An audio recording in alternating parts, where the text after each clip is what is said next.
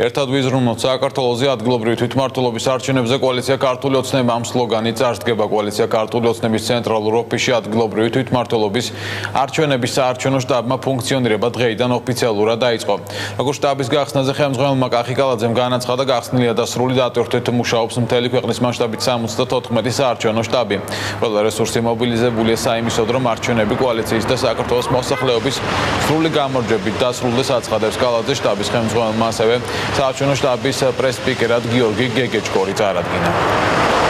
Ამ არჩევნებით ჩვენ დავანახებთ მსოფლიოს, რომ საქართველოში მიმდინარე დემოკრატიული რეფორმების შეუქცევადი ხასიათისაა. თვითმმართველობის არჩევნების სამართლიანად ჩასატარებლად ჩვენი კოალიციის ინიციატივით კანონმდებლობაში არაერთი მნიშვნელოვანი ცვლილება შევიდა.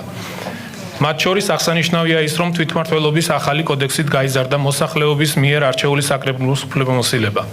ყველა რესურსი მობილიზებულია იმისთვის, რომ ეს არჩევნები კოალიციის და საქართველოს მოსახლეობის სრული გამარჯვებით დასრულდეს. ჩვენ ამას შევძლებთ და დაუმტკიცებთ მთელ საქართველოს, რომ ვართ სამართლიანი ძალა, რომელიც ზრუნავს ქვეყნის კეთილდღეობაზე.